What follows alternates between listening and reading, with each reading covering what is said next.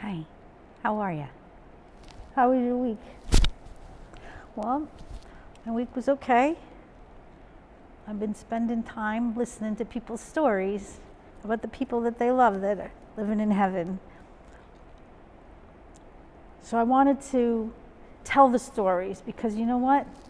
When people talk about my call, I get happy.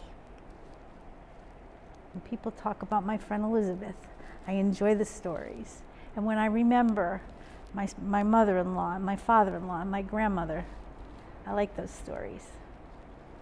So I looked up in the Bible about remembering the people that have gone. And it's not a lot, but there's a little bit. And then maybe this is why. Isaiah 46:9 says, remember what happened a long time ago. Remember that I am God. There is no other God. I am God. There's no one like me.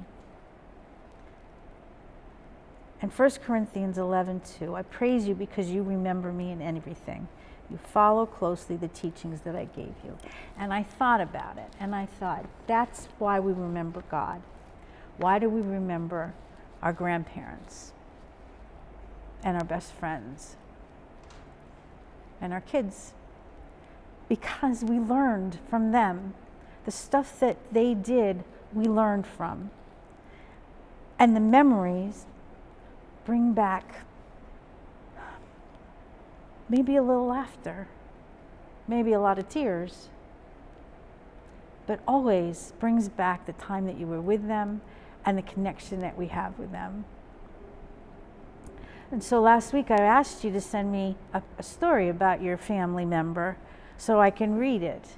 And I had just remembered that there's a story about my grandmother, and was one of those stupid things. We were sitting in the car at the ice cream place, and I wanted to play a trick on her, and I said, Grammy, smell my ice cream. And she did, and I popped it on her nose, and she laughed and laughed. That was my grandmother. She was somebody that I loved a lot. She was good, and she liked kids. She loved us. So those are the things we want to remember. So I'm going to spend this video telling you the stories of the people that gave me the stories. So my friend Marie said, my dad would say to me when I was a teenager and going out, no tricks. And then when he had dementia and he was at the veterans home and I left him, I would say, no tricks. And he would always give me a really big smile. He knew. Even though he had dementia, he knew. And Kenny told me this story. Colleen would tell me she needs a hug. When I would hold her, after about 8 seconds, she would say, that's enough. And she'd push me away. She wanted to be hugged, but not too much. I loved that, and I miss it. My friend Joanne had a couple of them.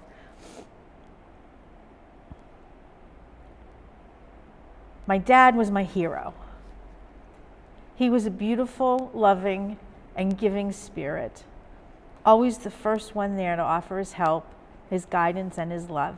He received rewards for all of his volunteering and never wanted to accept them. But what he did accept was the look of joy and gratitude and love he received when he played Santa and would take our youth group caroling to the shut-ins and elderly from our church.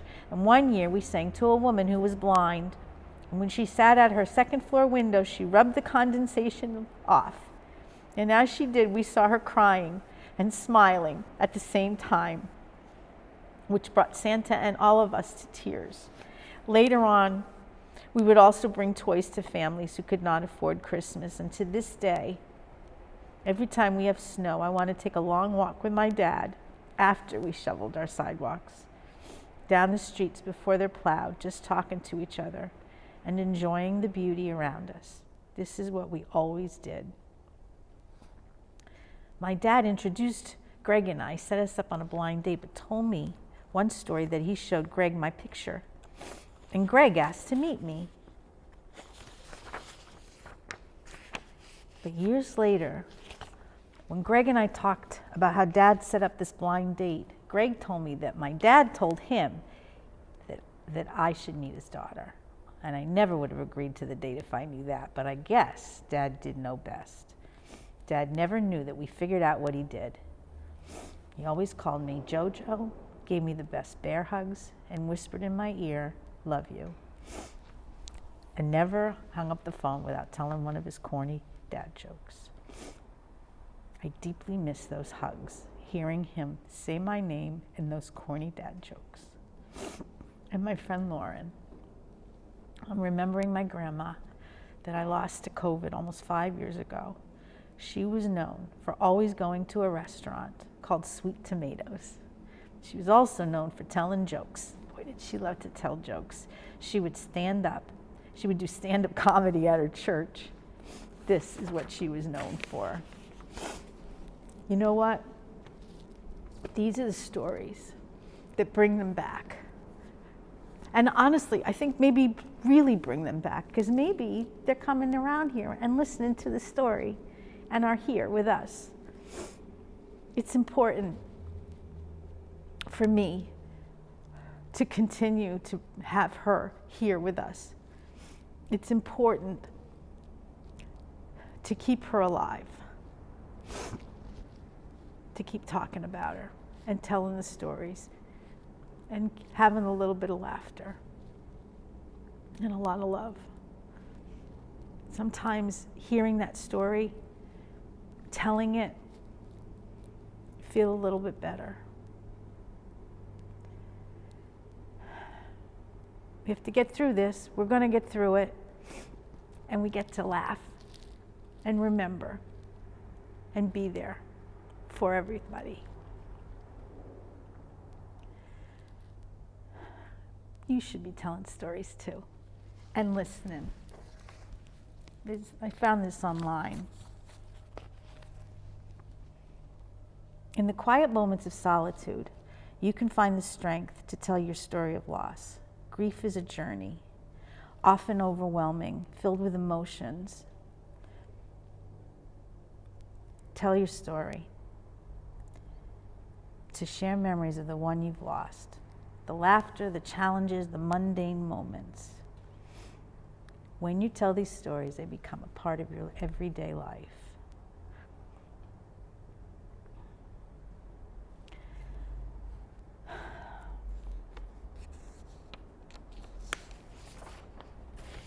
You know,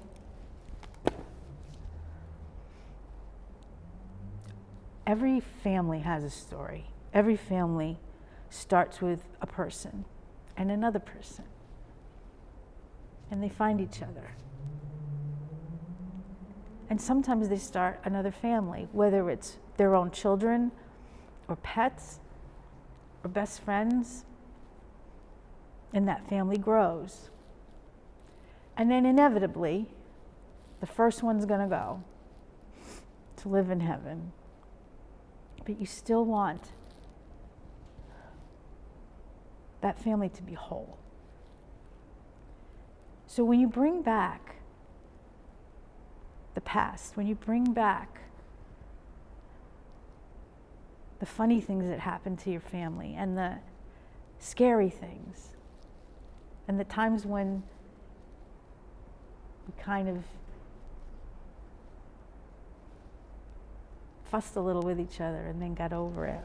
When you bring all that stuff back, it brings back that family, that whole family.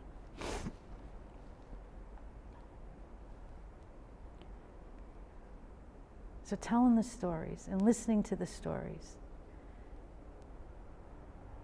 maybe for just a little bit, you feel whole again. Your family is whole again. And that's what I look for. I don't know if this made any sense. I don't know if I was babbling, which I often do. But I did find a poem, a tapestry of memories woven fine, each thread a story of a life divine. In words I paint, a portrait true to keep their spirit ever new. Through time's gentle hand I weave their tale. In each word I understand that love will never fail. By remembering by bringing them in, by telling the stories, we keep them with us and we keep them alive. And that's the goal.